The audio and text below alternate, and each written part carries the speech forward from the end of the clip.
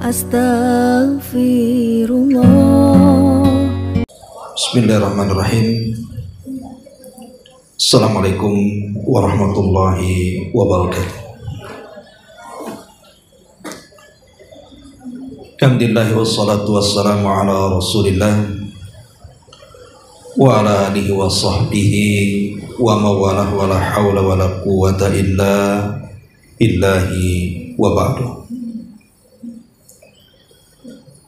Alhamdulillah, segala puja dan puji hanya milik Allah subhanahu wa ta'ala. Salawat dan juga salam kita hadiahkan kepada Rasul kita Nabi besar Muhammad sallallahu alaihi wa ala alihi wasallam. Terlanjutkan kembali kajian kita, masih membahas Kitab Al-Janaiz dari Bulughul Maram. Kita masuk pada hadis pertama dalam bab Kitabul Janaiz ini. An Anasin radhiyallahu anhu qala qala Rasulullah sallallahu alaihi wasallam la yatamannayanna ahadukumul mauta lidhurrin yanzilu bihi fa in kana la budda mutamanniyan falyakul Allahumma ahyini ma kanatil hayatu khairan li wa tawaffani ma kanatil wafatu khairan li. Dari Anas ibn Malik radhiyallahu an, dia berkata, janganlah salah seorang di antara kalian berangan-angan untuk mati karena musibah yang menimpanya. Kalau memang harus berangan-angan untuk mati, hendaklah dia berdoa, ya Allah, hidupkanlah aku jika kehidupan ini baik untukku, dan wafatkan aku jika kematian itu baik bagiku. Dalam hadis yang lain yang semakna dari Abi Hurairah radhiyallahu anhu, Rasul mengatakan, la yatamanna ahadukumul mauta wa la yad'u bihi min qabli an ya'tiyahu. Janganlah salah seorang di antara kalian mengharap kematian, dan jangan pula berdoa meminta mati sebelum datang waktunya. Ma'asyiral muslimat yang dimuliakan Allah subhanahu wa ta'ala, hadis ini ada beberapa faedah yang bisa kita ambil. Apa saja faedah yang bisa kita ambil dari hadis ini?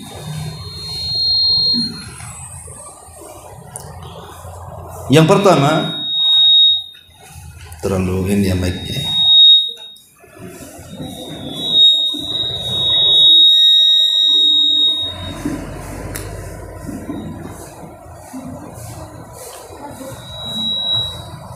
Yang pertama, Rasulullah sallallahu alaihi wasallam melarang seseorang berangan-angan untuk mati, baik dengan pikirannya ataupun dengan doanya. Tidak boleh seseorang itu berangan-angan dalam pikirannya, saya lebih baik mati dibandingkan hidup, ataupun dengan doanya secara langsung, meminta kepada Allah subhanahu wa ta'ala agar segera diwafatkan. Maka hal ini sangat tercela dalam Islam, meminta kematian, berangan-angan atau berdoa secara langsung. Kenapa? Karena di masyarakat ini umumnya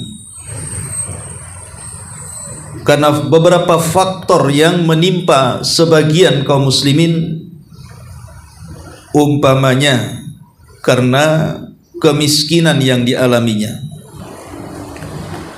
atau kehilangan sesuatu yang berharga dalam hidupnya, entah kematian suaminya, entah kematian anak-anaknya, atau boleh juga karena penyakit yang lama yang dideritanya,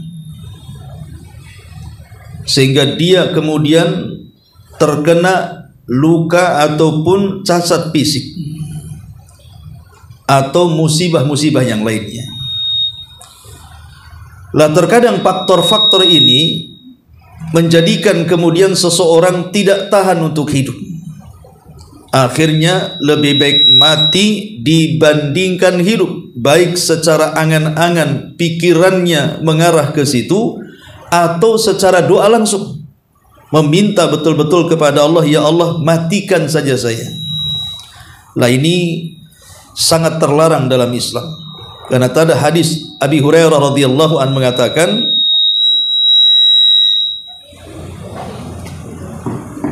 la yatamanna ahadukumul mauta wa la yad'u bihi min qabli an ya'tiyahu.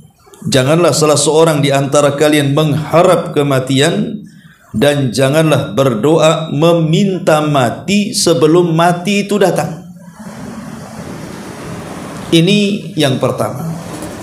Tidak boleh berangan-angan agar mati, baik secara pikiran ataupun doa. Yang kedua, meminta kematian itu dilarang karena perbuatan itu menunjukkan keluh kesah terhadap musibah. Dengan kata lain, seolah-olah dia telah menentang takdir Allah Subhanahu wa ta'ala. Karena kematian itu kan sesuatu yang sudah ditakdirkan Allah. Kalau Allah Subhanahu wa ta'ala sudah menghendaki si fulan mati, maka tidak mungkin waktu itu dimajukan atau dimundurkan, pasti pas waktunya. Maka kewajiban seorang muslim adalah bersabar, bukan mengeluh dan mengesah, sehingga musibah yang dideritanya mengantarkan kepada angan-angan kepada kematiannya. Ini yang kedua. Kewajiban seorang mukmin sabar, bukan mengeluh terhadap musibah alias menolak takdir. Kemudian yang ketiga, secara asal berdoa meminta kematian itu tidak mendatangkan maslahat sama sekali. Bahkan yang ada justru madarat. Kenapa? Karena meminta hilangnya nikmat kehidupan dan berbagai turunan yang bermanfaat setelahnya, dia minta diputuskan semuanya. Disebutkan dalam sebuah hadis, Rasul mengatakan, la yatamanna ahadukumul maut wa la yad'u bihi min qabli an ya'tiyahu, innahu idza mata ahadukum in qata amaluhu wa innahu la yazidul mu'min umrahu illa khairan. Kata Rasul, janganlah seseorang mengharapkan kematian, dan janganlah meminta sebelum datangnya kematian. Kenapa? Karena orang mati itu amalannya akan terputus, sedangkan umur seorang mukmin itu tidaklah bertambah kecuali menambah kebaikan. Kalau seandainya dia meminta kematian, seolah-olah meminta dipendekkan umurnya. Kalau betul-betul Allah kabulkan dipendekkan umurnya, berarti terputuslah untuk beramal dia. Sementara Rasul mengatakan, khairukum man tala umruhu wa hasuna amaluhu. Sebaik-baik kalian adalah yang dipanjangkan umurnya tapi baik amalannya. Makanya ketika Abbas paman Nabi SAW sedang sakit parah, dia tidak tahan dengan sakitnya. Karena boleh jadi mungkin dianya sendiri tersiksa dan orang-orang yang merawatnya juga ikut tersiksa. Jadi dia menghendaki kematian. Maka Nabi SAW ketika itulah melarang, janganlah salah seorang di antara kalian berangan-angan untuk mati. Karena kalau dia orang jahat, Allah sembuhkan berarti ada kesempatan bertobat. Tapi kalau dia orang baik, kemudian Allah sembuhkan, maka ada kesempatan menambah amalannya. Maka di sini larangan berangan-angan dari kematian itu sama saja menghilangkan, meminta hilangnya nikmat yang Allah anugerahkan kepadanya. Ini yang ketiga. Yang keempat, sebagian para ulama memaknai larangan ini bukan secara mutlak, tetapi larangan meminta kematian itu maksudnya dalam perkara-perkara dunia, bukan dalam perkara-perkara agama. Kalau perkara agama, umpamanya seseorang takut terfitnah agamanya, hidup di lingkungan orang-orang jahat, bisa saja kemudian dia keluar dari agamanya karena tekanan-tekanan atau paksaan-paksaan, lambat laun dia akan luntur imannya. Lah kalau dia ingin berangan-angan kematian yang seperti ini dibolehkan.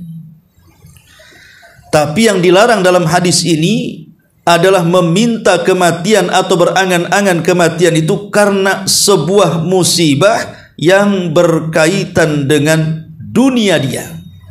Seperti sakit umpamanya, seperti umpamanya kolab ekonominya, ataupun orang-orang yang dicintainya meninggal dunia, itu urusan dunia semuanya. Maka urusan dunia tidak boleh seseorang itu berangan-angan, karena masalah itu bukan untuk dikaburi tapi dihadapi. Kemudian yang kelima, dalam potongan hadis ini Nabi SAW mengatakan kalau memang harus berangan-angan untuk meminta kematian, maka berdoalah doa yang diajarkan Nabi ini. Allahumma ahyini ma kanatil hayatu khairan li wa tawaffani ma kanatil wafatu khairan li. Ya Allah, jikalau memang hidupku sangat bermanfaat, maka sembuhkan aku itu lebih baik. Tapi jikalau kewafatanku atau matiku itu lebih baik bagiku, maka segerakanlah wafat itu kepadaku. Boleh seorang berdoa tetapi dengan doa lafaz yang diajarkan Nabi ini. Berangan-angan ingin mati karena musibah terlampau sesak dada dia, maka bolehlah dia mendoakan dirinya dengan doa yang diajarkan Rasul. Ya Allah, jika kehidupanku lebih baik, sembuhkanlah. Jika kematianku lebih baik, maka wafatkanlah. Ma'asyiral muslimat yang dimuliakan Allah Subhanahu wa ta'ala, ini diantara 5 faedah yang bisa kita ambil dari hadis ini. Kalau kita melihat fenomena yang terjadi di masyarakat, banyak orang-orang yang mencoba mengakhiri hidupnya alias bunuh diri. Itu masuk dalam kategori hadis ini, baik yang betul-betul dia bunuh diri, ataupun yang merencanakan untuk bunuh diri, atau yang gagal bunuh diri. Kan ada tuh yang gagal bunuh diri itu, yang loncat di jembatan Barelang bisa renang tuh, itu kan gagal tuh, gak jadi mati dia. Yang lebih parah lagi yang pura-pura bunuh diri betulan, seperti yang terjadi di Tiban Kampung dulu. Padahal dia bercanda saja gantung diri, kursinya lepas mati ya. Padahal tidak ada niat bunuh diri itu, gara-gara diputus pacarnya ya. Jadi fenomena-fenomena seperti ini sangat banyak sekali. Bahkan hampir setiap hari kita melihat berita di YouTube, di televisi itu, Orang-orang yang sudah kalut hidup akhirnya ingin bunuh diri, kemudian bunuh diri betulan, atau berangan-angan ingin bunuh diri, lah ini dilarang dalam Islam. Makanya Rasul mengatakan la yatamannayanna ahadakumul maut. Tidak boleh salah seorang di antara kalian berangan-angan untuk mati. Masalah itu dihadapi dengan kesabaran. Karena begini, yang namanya dunia itu memang Allah Subhanahu wa taala jadikan dunia ini bukan tempat kita ini merasakan kenikmatan abadi. Bahkan dikatakan darul bala wal wabah. Jadi dunia ini tempat orang diuji, di mana seseorang itu tidak mungkin selamat dari ujian Allah Subhanahu wa taala kecuali memang oleh hamba-hamba yang memang dipilih oleh Allah Subhanahu wa taala, seperti para nabi, kemudian para sahabat dan orang-orang yang mengikuti mereka. Tetapi yang harus dipahami di sini adalah bahwa seberat apapun ujian yang Allah Subhanahu wa taala turunkan kepada kita hamba-hambanya, tidak mungkin melintasi takdir kemampuannya. Pasti siapapun bisa menghadapinya kalau dia mau menghadapi. Karena kan ujian itu kan disesuaikan dengan kadar iman. Kalau memang imannya tipis, ya ujiannya pun tidak akan berat. Tapi kalau imannya berat, maka ujiannya pun diberatkan sesuai dengan keimanannya. Dan pasti manusia itu bisa menghadapi ujian itu. Hanya orang-orang yang putus asa yang tidak bisa menghadapi ujian itu. Makanya Allah Subhanahu wa taala larang sifat putus asa ini, bahwa putus asa itu bagian daripada sifatnya orang-orang kafir. Ma'asyiral muslimat yang dimuliakan Allah Subhanahu wa taala. Lah karena kita tahu bahwa dunia ini tempat ujian, tempat musibah, dan kita dituntut untuk sabar menghadapinya, maka di antara larangan yang tegas dari Nabi SAW, kita tidak boleh berangan-angan kematian. Kenapa? Satu, karena panjangnya umur seorang mukmin yang beramal saleh itu lebih baik dibandingkan kematiannya. Kalau Allah berikan umur yang panjang bagi kita seorang mukmin, kemudian kita manfaatkan umur itu dengan amal saleh, itu lebih baik dibandingkan kematiannya. Dari sini Nabi SAW mengatakan, khairun nasi man tala umruhu wa hasuna amaluhu. Sebaik-baik manusia itu yang dipanjangkan umurnya dan dia baik amalannya. Sebab kalau seandainya Allah panjangkan usia kita, kemudian kita bisa memanfaatkan usia itu dengan amal saleh, maka akan semakin banyak catatan-catatan kebaikan yang ada di catatan kita di hadapan Allah. Tuba liman tala umruhu wa hasuna amaluhu. Beruntunglah orang-orang yang dipanjangkan umurnya, kata Rasul, dan baik amalannya, karena baik amal itu akan memenuhi catatan pertanggungjawaban kita di hadapan Allah Subhanahu wa taala. Ma'asyiral muslimin muslimat yang dimuliakan Allah Subhanahu wa taala. Kemudian apa lagi? Kenapa kemudian umur ataupun dipanjangkan umur dan tidak berangan-angan untuk kematian itu dilarang dalam Islam? Justru sebaliknya, kita minta supaya dipanjangkan umurnya. Karena boleh jadi, siapa yang tahu takdir kematian kita? Bisa saja kemudian Allah akhiri kematian kita dengan husnul khatimah. Seperti umpamanya orang yang mati syahid. Ya, mati syahid itu kan tidak mesti dalam pertempuran. Bisa saja tenggelam, bisa saja saat melahirkan, bisa saja karena penyakit perut, bisa saja karena terkena reruntuhan, dan begitu seterusnya. Kalau dia seorang mukmin kan kematiannya dipilihkan oleh Allah seperti itu. Tapi orang yang mengakhiri hidupnya itu sudah jelas neraka tempatnya. Bahkan saat dibangkitkan kelak di padang mahsyar saja, dia dibangkitkan sesuai dengan bagaimana kondisi saat kematiannya. Kalau saat kematiannya dia minum racun, maka saat dibangkitkan dia sedang minum racun.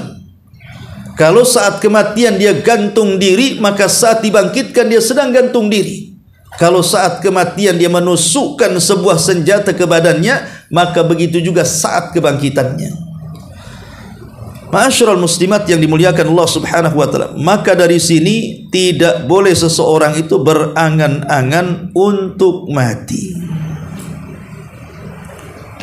Tetapi apakah kemudian secara mutlak tidak boleh berangan-angan untuk kematian? Tadi saya sudah katakan di muqaddimah, ada beberapa kondisi orang itu boleh berangan-angan akan kematiannya.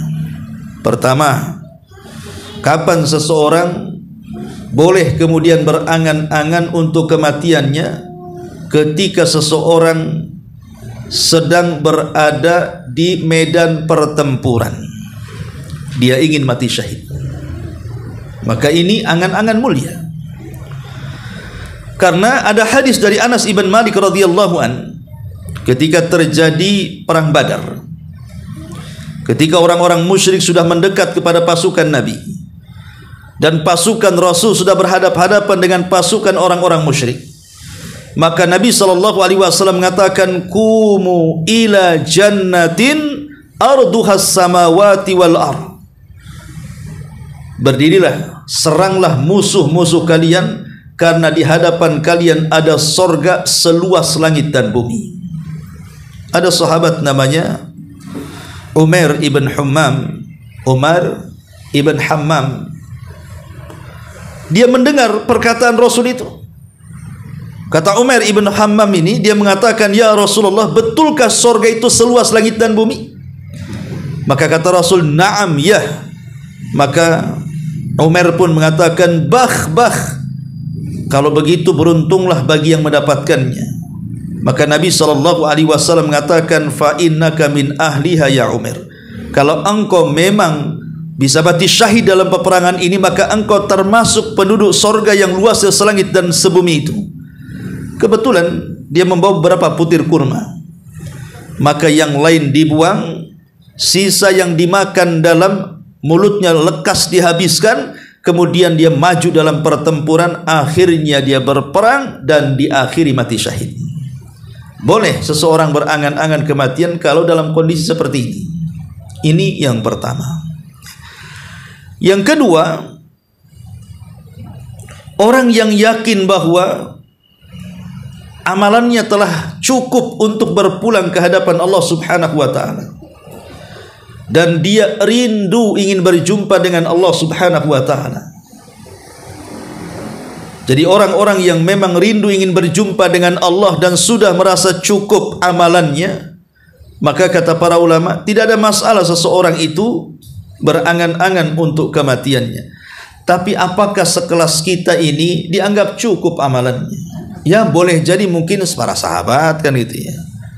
Kalau kita ini mana? Yang ada kurang kan gitu. Artinya orang-orang yang rindu ingin berjumpa dengan Allah dan dia telah banyak melakukan amal saleh, maka dibolehkan seseorang itu berangan-angan untuk mati karena kecintaan dia ingin berjumpa dengan Allah, bukan karena lari dari musibah.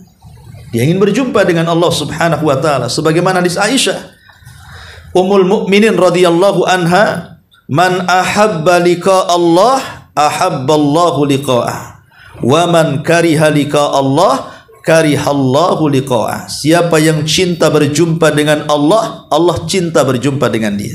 Siapa yang benci berjumpa dengan Allah, Allah pun murka berjumpa dengan dia. Sebagian ulama mengatakan, apa maksudnya hadis ini? Maksudnya hadis ini, kalau selama hidupnya orang ini memang menginvestasikan seluruh waktunya, seluruh hartanya, bahkan jiwanya untuk kehidupan akhiratnya, maka saat kematiannya dia ingin berjumpa dengan Allah. Jadi hartanya disumbangkan itu hanya semata-mata ingin membangun rumah di sorga. Waktu-waktunya digunakan di jalan Allah itu hanya semata-mata ingin membangun taman-taman di sorga. Maka saat kematiannya orang ini tidak ada beban. Kenapa? Karena tidak ada yang ditinggalkan di dunia, sehingga dia sangat ingin berjumpa dengan Allah.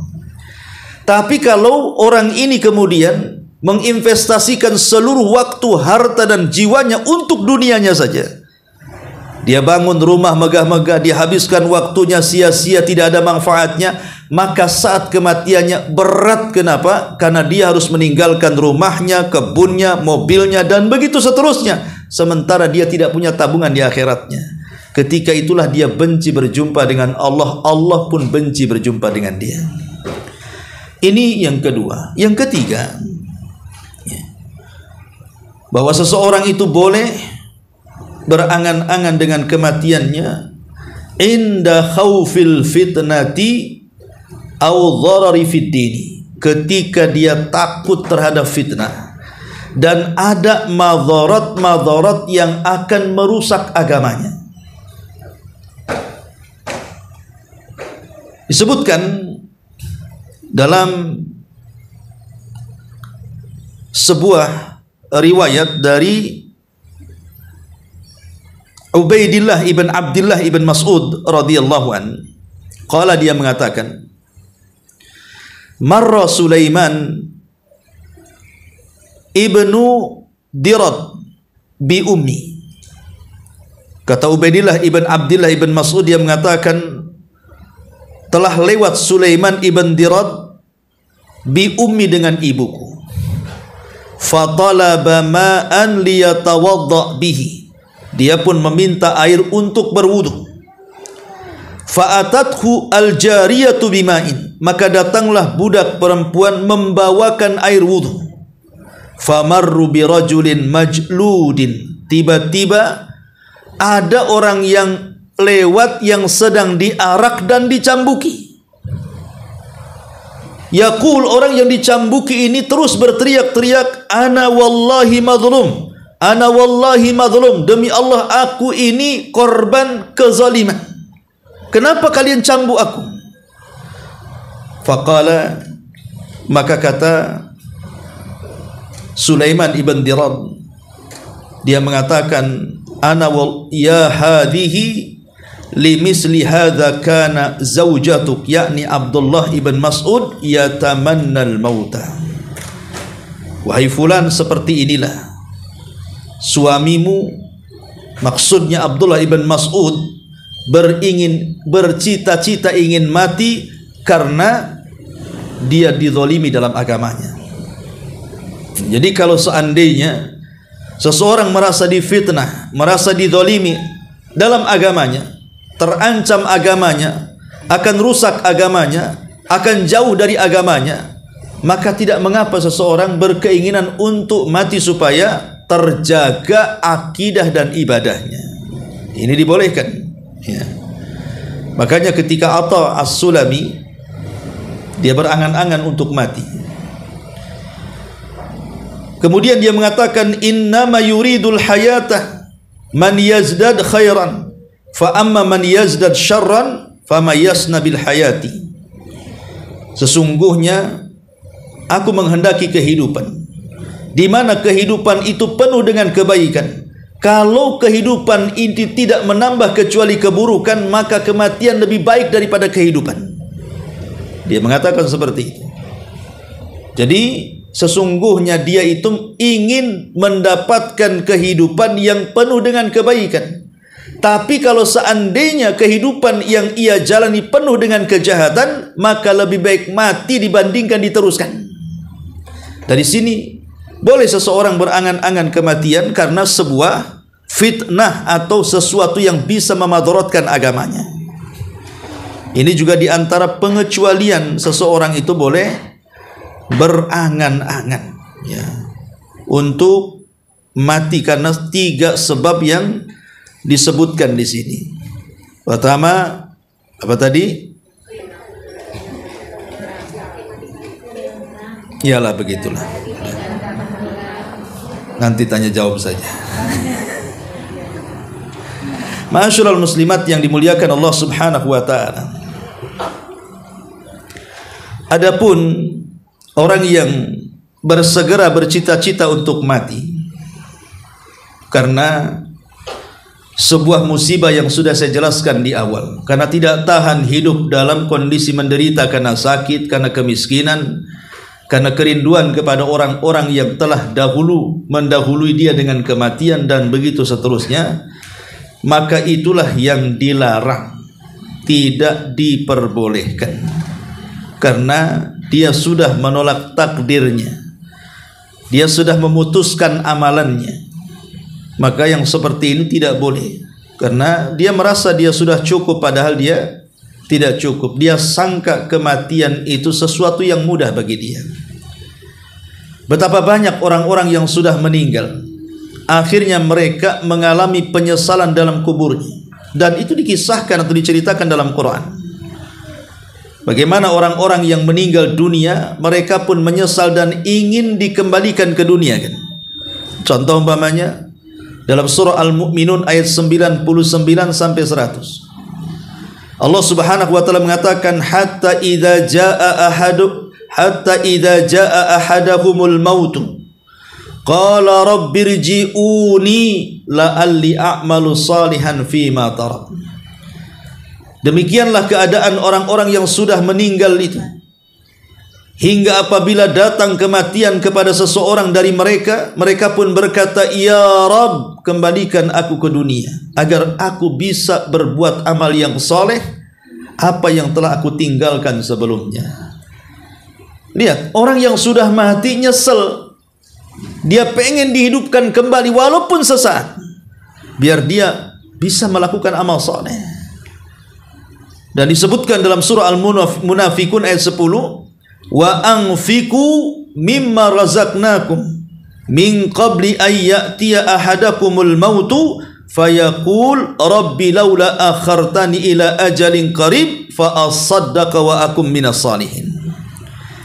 Dan belanjakanlah sebagian dari apa yang telah kami rizkikan kepada kalian sebelum datang kematian kepada kalian. Lalu saat kematian kalian berkata, "Ya Rabb, mengapa engkau tidak menangguhkan kematianku saja sampai waktu yang telah dekat supaya aku bisa bersedekah dan aku termasuk orang-orang yang baik." Jadi dikiranya kalau orang mati itu selesai, maksudnya selesailah kepenatan dunia, kemudian dirubah dengan kenikmatan akhirat. Bukan semudah itu. Ya, kalau seandainya yang mati itu seorang yang beriman, penuh dengan amal soleh, boleh jadi ya kematian itu bagi dia adalah menyelesaikan kepenatan dunia, beralih kepada kesenangan kuburan. Tapi kalau seandainya orang-orang yang mengakhiri hidupnya saja dosa besar. Karena Allah yang mengatakan wala taqtulu anfusakum, jangan kalian membunuh diri kalian. Tidak boleh kita ini membunuh diri kita, jiwa-jiwa kita dibunuh, karena jiwa dan raga kita itu bukan milik kita, milik Allah Subhanahu wa taala. Jangankan menghilangkan nyawa, menghilangkan satu ruas jari saja haram kalau tanpa sebab, kecuali karena ada sebab amputasi karena penyakit. Ini tidak ada sebab, tiba-tiba ibu main potong aja itu satu ruas jari. Jari ini bukan milik kita, milik Allah.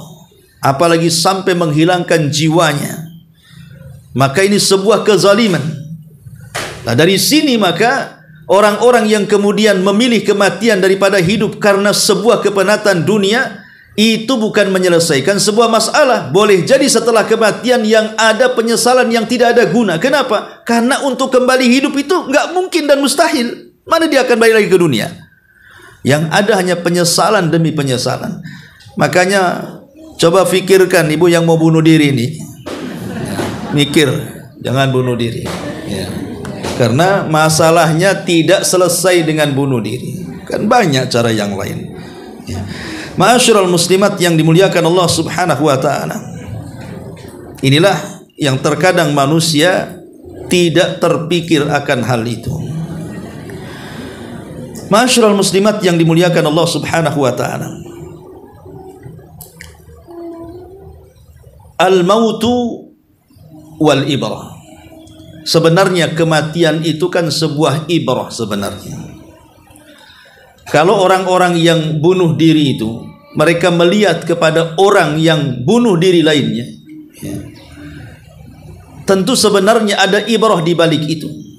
Kalau dia mau melihat, tapi kadang-kadang hawa nafsu sudah menguasai dia, setan pula sudah membisikkannya, mati saja supaya kau istirahat, kata setan itu. Ya sudah, akhirnya itulah jalan pintas bagi dia. Padahal banyak loh ibrah dari kematian itu.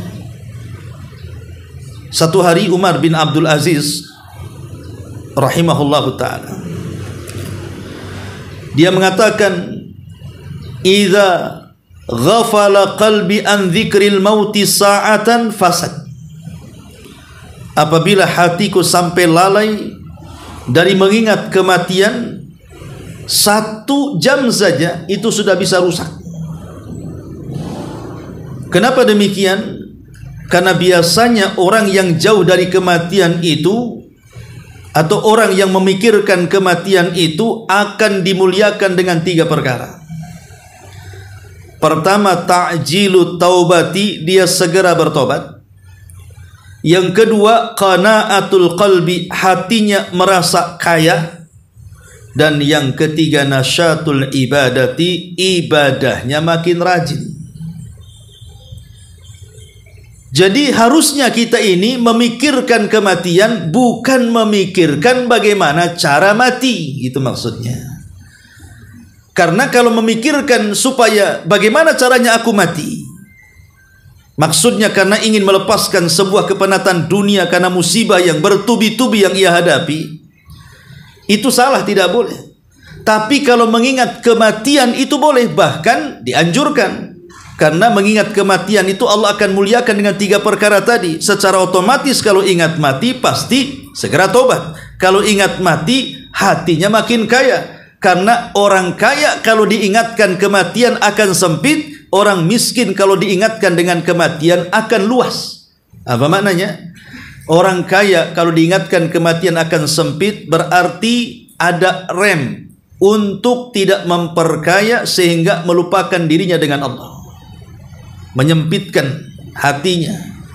Tapi kalau orang miskin justru lapang dengan keingat kematian, nggak apa-apa aku di dunia miskin, toh di sana ada sorga. Yang parah itu sudah miskin nggak ingat mati, nah, itu payah itu. Ya. Jadi kemudian juga nasyatul ibadah, pasti secara otomatis orang ingat mati itu pasti akan ibadahnya akan lancar, ibadahnya akan semangat karena dia tahu dia akan mati. Jadi yang diperintahkan itu mengingat kematian, bukan berangan-angan ingin mati. Ingat kematian.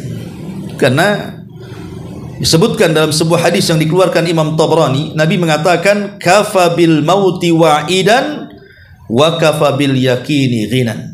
Cukuplah kematian itu sebuah pelajaran, dan cukuplah sebuah keyakinan itu adalah kekayaan dalam hatinya.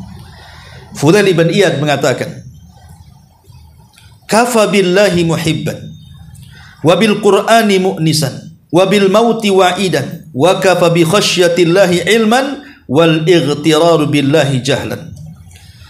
Cukuplah dengan Allah kita menanamkan kecintaan. Cukuplah dengan Al-Quran kita jadikan teman. Cukuplah dengan kematian kita jadikan ibrah dan pelajaran. Cukuplah rasa takut kepada Allah dijadikan pengetahuan, dan tertipu dengan dunia itu sebuah kejahilan. Ma'asyiral muslimat yang dimuliakan Allah Subhanahu wa taala, maka hadis ini memberikan kepada kita pelajaran jangan berangan-angan ingin mati. Sebab kalau Allah takdirkan kita hidup, kita sehat, yang jelek bisa kita tobat, yang baik bisa ditambah amalannya. Ma'asyiral muslimat yang dimuliakan Allah Subhanahu wa taala,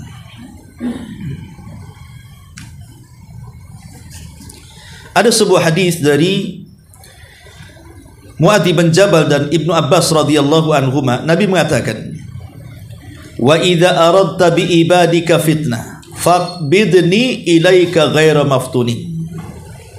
kalau engkau ya Rabb menghendaki dari hambamu akan terjadi fitnah, sebaiknya ambillah jiwaku untukmu tanpa ada fitnah yang menimpakan kepadaku. Jadi Nabi SAW di dalam hadis ini boleh, tapi hadis yang awal tidak boleh. Hadis yang awal bicara soal berangan-angan ingin kematian karena masalah urusan dunia. Adapun hadis ini yang isi daripada doa Rasul dalam Musnad Imam Ahmad, justru boleh kita meminta kematian karena fitnah dalam agama. Karena dulu para sahabat Nabi SAW banyak yang menghendaki kematian saat terjadi banyaknya fitnah yang menimpa mereka. Seperti Abu Hurairah, Anas ibn Malik, dan banyak para sahabat menghendaki adanya kematian karena tadi fitnah yang tidak tahan kalau seandainya mereka masuk ke dalam fitnah dan tidak bisa keluar. Dan itu disebutkan dalam beberapa kisah. Contoh umpamanya kisahnya Imam Bukhari. Kita tahu bahwa Imam Bukhari itu kematiannya itu karena sakit hati. Ya. Difitnah oleh gurunya Yahya Ad-Duhli. Sehingga ketika gurunya memfitnah Imam Bukhari ini, seolah-olah dunia sempit bagi dia. Sehingga tidak ada orang yang belajar kepada dia. Dan dia difitnah seolah-olah Imam Bukhari mengatakan Al-Quran itu makhluk. Padahal Imam Bukhari itu ingin meluruskan, memerinci bahwa yang dikatakan Al-Quran makhluk itu bukan lafadznya, tapi suara manusia yang membaca Quran. Tapi kemudian Yahya Az-Zuhli menuduh Imam Bukhari mengatakan Al-Quran makhluk, dan itu akidahnya Mu'tazilah. Sehingga Imam Bukhari fitnah dia orang sesat. Sehingga banyak orang yang mentahdir dia. Akhirnya sempit dadanya, sakit hatinya, dia pun safar ke Samarkand. Di tengah jalan dia mengarang sebuah buku untuk membantah gurunya Yahya Az-Zuhli itu, Khalqu Af'alil Ibad, dan dia pun meninggal di Samarkand. Meninggal karena dunia sempit bagi dia, ya kan, difitnah. Ya, makanya terkadang orang yang memfitnah itu hakikatnya membunuh orang pelan-pelan itu sebenarnya. Orang yang suka menyakiti orang dengan cara fitnahan dengan lisannya setajam silet cutter itu kan membunuh orang itu. Coba bayangkan orang yang tadinya sehat tiba-tiba kemudian sakit hatinya. Orang sakit hati itu tidur tak nyenyak, makan tak enak, akhirnya gula darah naik, kolesterol naik, dan itu badan tak naik, susut, macam-macam penyakit, akhirnya mati. Siapa yang membunuhnya coba? Yang membunuh yang fitnah itu. Makanya kemudian mereka akan dikisus nanti pada hari kiamat, orang-orang yang seperti ini. Kemudian juga contoh doanya Nabi Musa alaihi salatu wassalam saat Musa mendekati negeri Baitul Maqdis. Kemudian juga ketika itu kan Musa melihat berdoa kepada Allah Subhanahu wa taala saat melihat Baitul Maqdis, dia ingin mati saja karena ketika itu apa? Ketika itu Bani Israel tidak mau diajak perang, itu masalahnya. Padahal sudah dijanjikan kalian kalau perang menang. Cuman kan tinggal lewat satu kota lagi ke Baitul Maqdis. Rupanya di kota ini dikuasai orang-orang yang badannya besar-besar dibandingkan mereka, turunan kaum Samud, gede-gede badannya. Sementara Bani Israel kecil-kecil. Mereka ciut, tidak bisa melawan. Kata Musa, kalian pasti menang. Tapi karena takut tidak mau, sempitlah dada Nabi Musa dan minta kepada Allah untuk lebih baik mati saja. Ya. Kemudian juga Umar radhiyallahu anhu, beliau juga menghendaki kematian, bahkan berdoa lagi. Jadi Umar bin Khattab itu bahkan berdoa kepada Allah dan mengatakan, Allahumma rzuqni syahadatan fi sabilik waj'al mauti fi baladi rasulik. Dia mengatakan, ya Allah, berikanlah rizki kepadaku dengan kematian yang syahid, dan jadikan kematianku di negeri tempat hijrah Rasulku. Jadi dia ingin mati syahid di Madinah. Matinya dalam kondisi syahid, tempat kematiannya di Madinah, tempat hijrah Nabi. Sebenarnya ucapan Umar ini kalau dipikir-pikir mustahil. Kenapa mustahil? Kan di masa Umar itu kan Islam lagi jaya-jayanya di dunia itu. Bahkan sudah sampai ke penaklukan Persia. Baitul Maqdis sudah takluk ke tangan kaum muslimin, sebagian Romawi sudah takluk juga kan begitu. Pertanyaannya, siapa yang akan menyerang kota Madinah? Siapa yang akan menyerang kota Madinah sehingga Umar akhirnya berperang di Madinah kemudian mati di Madinah? Kan secara permintaan itu mustahil sebenarnya. Tapi tidak ada yang mustahil bagi Allah. Yang kita anggap mustahil, Allah itu mungkin mengabulkannya. Rupanya ketika ada seorang sahabat namanya Mughirah bin Syu'bah. Dia itu seorang pengusaha pandai besi. Ketika dia berperang bersama kaum muslimin di Persia, menaklukkan Persia, dia melihat ada seorang budak pengrajin senjata dan hasilnya baik. Akhirnya kemudian dia tawarkan, bagaimana kalau kau bekerja kepadaku membuat senjata di kota Madinah. Akhirnya kemudian dengan rayuan dan bayaran sekian dan sekian, maulah seorang budak Persia ini mengikuti Mughirah bin Syu'bah. Masalahnya Madinah ketika itu kan terlarang, tidak boleh ada orang kafir. Rasul aja mengusir orang Yahudi dari Madinah, Mughirah pula mau masukkan orang Persia ke Madinah. Makanya dia minta izin kepada Umar. Umar tidak kasih, nggak boleh. Madinah tidak boleh ada orang kafir masuk. Tapi karena Mughirah itu terus memelas kepada Umar, dan Mughirah juga tahu kedudukannya sahabat senior, teman Nabi SAW dari sahabat-sahabat Nabi yang lainnya, akhirnya memberikan rukhsah. Dibolehkanlah Mughirah membawa budak Persia ini masuk ke kota Madinah. Dan dia pun mulai bekerja sehingga terkenal hasil pekerjaannya bagus-bagus. Pedangnya bagus, panahnya bagus. Sehingga Umar penasaran. Dia ingin berjumpa dengan budaknya Mughirah itu. Akhirnya saat berjumpa dia pun minta, wahai, namanya Abu Lu'lu, wahai Aba Lu'lu, ya, bisa nggak kau buatkan untukku sebuah pisau? Pisau yang tajam katanya. Maka Aba Lu'lu tiba-tiba mengatakan, bisa wahai Amirul Mukminin, akan kubuatkan satu pisau untukmu yang akan dikenal pisau itu dari ujung barat dan timur katanya. Umar tidak paham ucapan Mughirah. Maksudnya pisau itu kubuat untuk membunuhmu, gitu maksudnya. Rupanya Abu Lu'lu itu memang sudah ada dendam kepada Umar karena menaklukkan Persia. Makanya dia mau saja dibawa oleh Mughirah karena dia ingin membunuh Umar. Lah Umar tidak paham bahasa itu. Ya Umar senang saja, dan Umar pun tidak akan nyangka kalau dia yang akan membunuhnya. Namanya di Persia, di Madinah tidak ada orang kafir kecuali dia saja. Lah saat Umar kemudian sedang sholat subuh, rupanya Abu Lu'lu ini sudah membuatkan pisau yang tajam selama 7 hari dilumuri racun. Kemudian pura-pura sholat subuh. Namanya masjid di zaman itu tidak seperti seterang masjid sekarang, gelap dan tidak ada yang curiga orang masuk. Dia menutup wajahnya pakai jubah masuk. Siapa yang tahu kalau dia Abu Lu'lu? Ketika Umar mendapatkan 1 rakaat dan hendak ke rakaat kedua itulah dia keluarkan pisau karena dia sholat persis di belakangnya. Kemudian ditusuk berapa kali tusukan. Umar pun akhirnya kesakitan, dikiranya ada anjing, karena kan anjing di zaman itu biasa keluar masuk Masjid Nabawi, karena kan Masjid Nabawi kan tidak dihalangi. Ya, anjing keluar masuk biasa.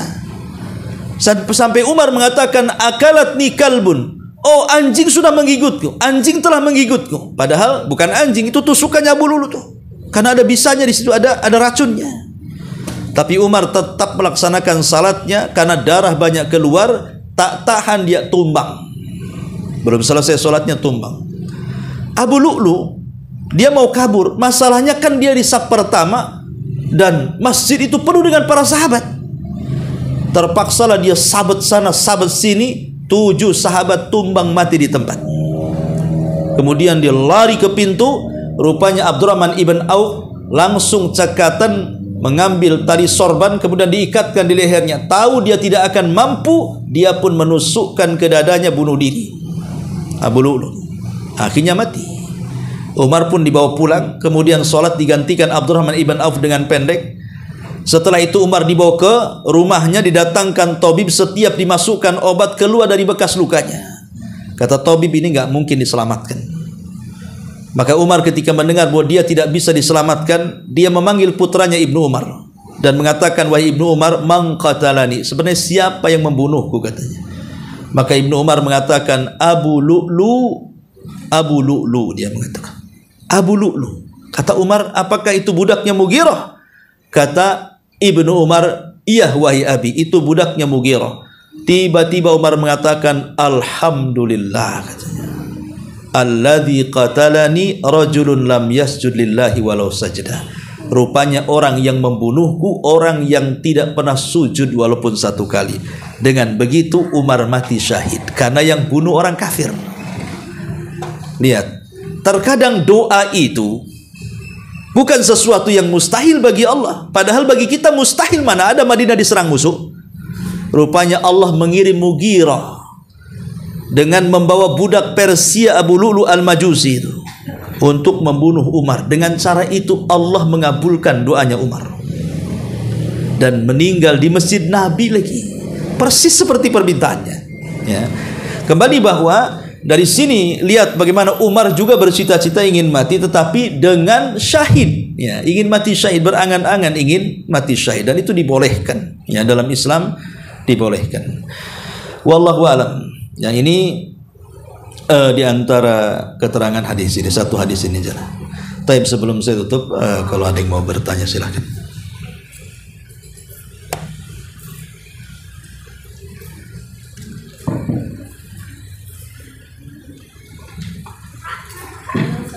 Iya. Waalaikumsalam. Tadi Ustaz ada menyampaikan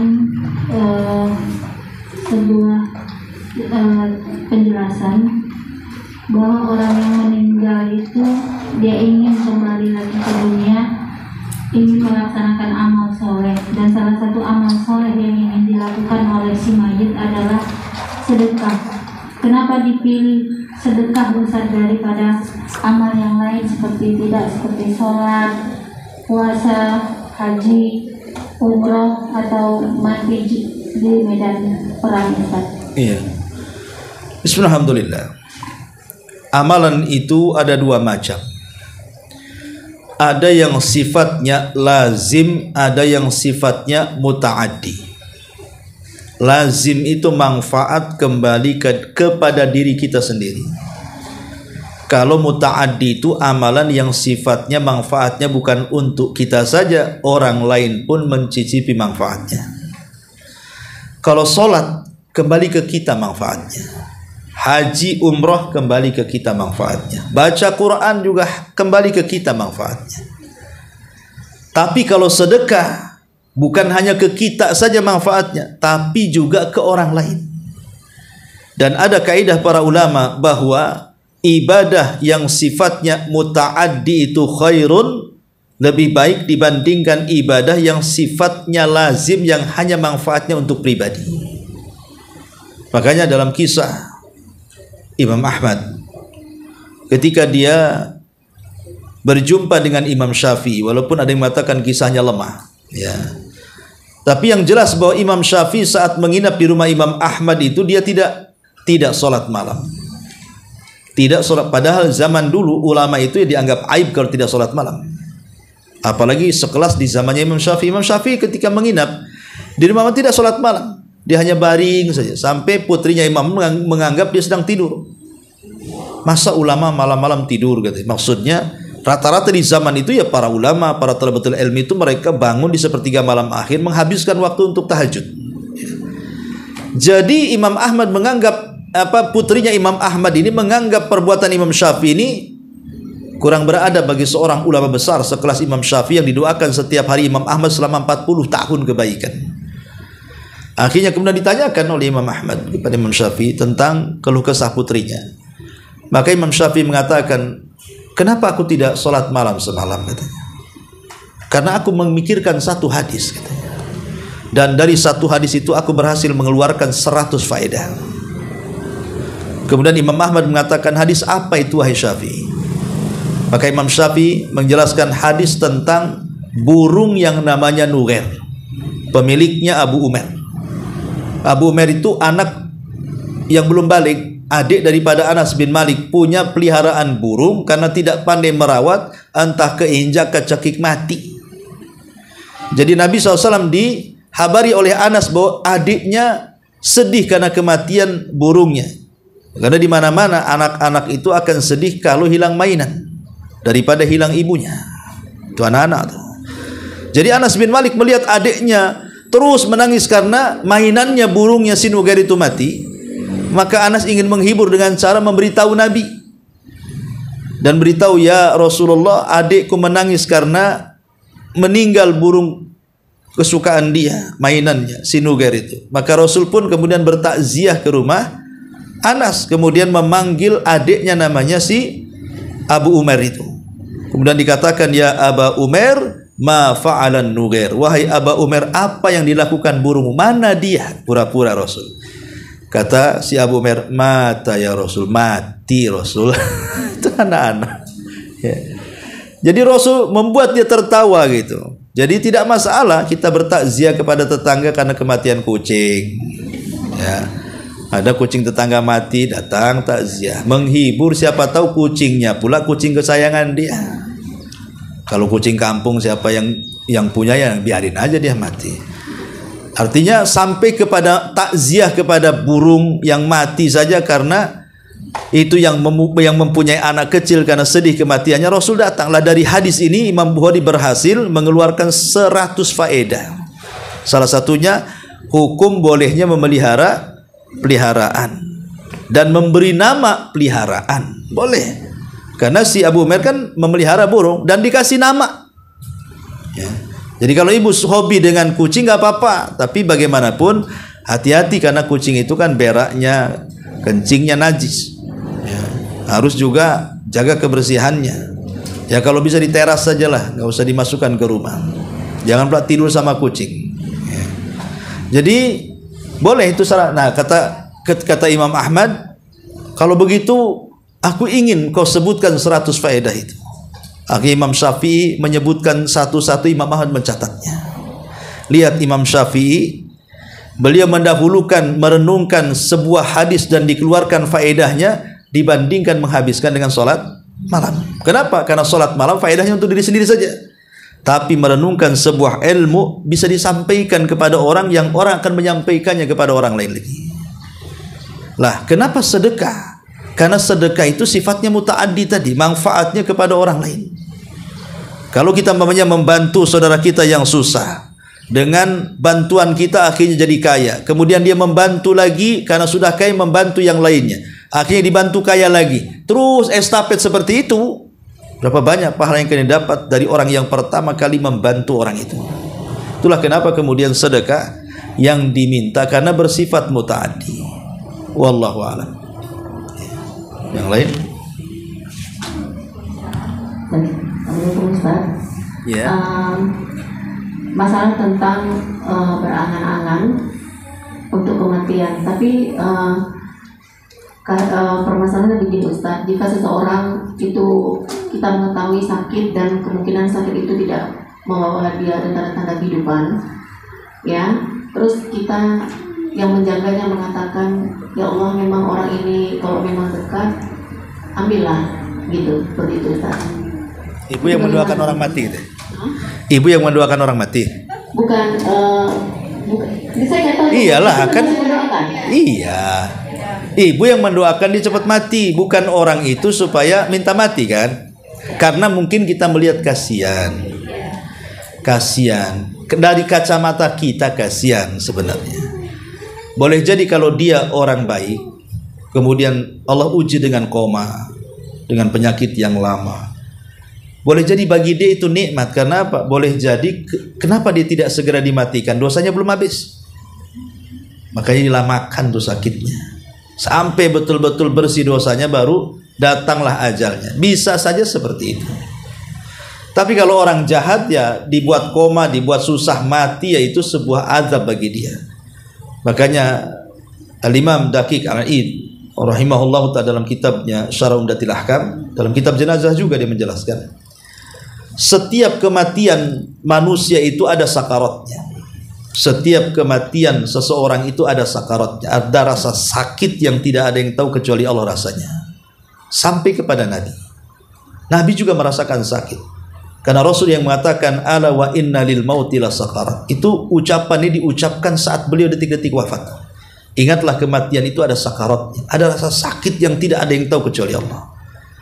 Lah kata beliau Al-Imam Ibnu Daqiq Al-Id, dia mengatakan, adapun rasa sakit yang diderita seorang yang beriman, boleh jadi itu menggugurkan dosa terakhir yang melekat di badannya, sehingga ketika dia mati tidak ada dosa lagi di badannya.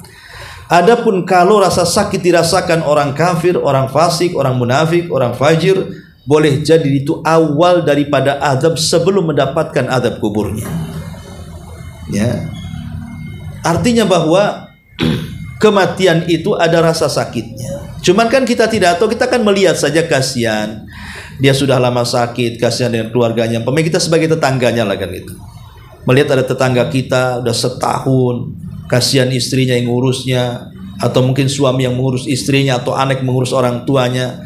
Akhirnya kita berpikir, cobalah kalau memang sudah dekat, ya Allah ambil aja dia. Saya nggak tahan tengok dia ngoroknya udah kayak gergaji, krak-krok kan gitu ya. Biasa kan gitu orang di rumah sakit tuh kan, suaranya kan orang kayak orang gergaji tuh. Saya berapa kali datang ke ruang ICU tuh, melihat ada orang yang seperti itu. Ya memang rata-rata tidak lama sih, 2-3 hari itu meninggal, jarang selamat sih. Ya tidak semua, ada juga yang selamat, tapi saya belum pernah melihat ada orang selamat gitu ya kalau sudah kayak gitu tuh. Artinya bahwa mungkin kita melihat dia kasihan, tapi sebenarnya dia di atas nikmat itu. Ya. Jadi relatif pandangan kita kepada orang itu. Ya tidak masalah sih kalau kita mengucapkan kalimat itu, tapi bukan karena tendensi yang lainnya. Karena dia musuh dia, ya Allah lama dia mati ya. Tiap hari dia berdoa, ya Allah kapan dia mati? Kok nggak dapat SMS innalillahi? Jadi itu ya nggak boleh itu doakan orang mati. Karena hasad, karena hasud di hati, dengki itu tak boleh. Ya kita kan kalau maksudnya mengeluarkan kalimat itu karena kasihan saja, memang betul-betul ya kita sayang dengan keluarganya, kasihan juga dengan dia, mungkin dia miskin, entah berapalah duit yang dia keluarkan di rumah sakit, sementara juga tak kunjung-kunjung sembuh dan begitu seterusnya, mungkin bolehlah. Hanya sekedar ya bukan mendoakan kematian, hanya luapan kasihan kita kepada saudara kita dalam bentuk cinta. Ya jangan satu kalimat itu saja doanya. Ya Allah kalau memang sudah dekat ajalkan aja dia. Jangan sampai di situ saja. Tapi ada kalimat yang lain seperti hadis tadi. Kalau memang ya Allah kau takdirkan dia sembuhkanlah kasihan. Nah gitu maksudnya. Jadi ada dua alternatif di situ. Kan nggak apa-apa dengan doa yang tadi. Cuman kan pelakunya bukan pelakunya, tapi orang yang melihatnya kan gitu. Karena kasihan. Ya kita katakan karena sudah susah dia menghadapi nazar, sakarat dan begitu seterusnya. Ya kita katakan ya Allah kalau memang engkau mau ya udahlah, kasihan saya, cepatlah dia ambil. Tapi kalau engkau sayang dengan dia, sembuhkanlah dia gitu. Jadi ada alternatif antara mati dan hidup berdasarkan hadis Nabi Sallallahu Alaihi Wasallam. Kalau memang harus berdoa, maka berdoalah dengan cara seperti itu. Wallahu a'lam. Nggak ada hadiah. Nggak ada hadiah. Ya sudahlah, hadiahnya beli sendiri-sendiri.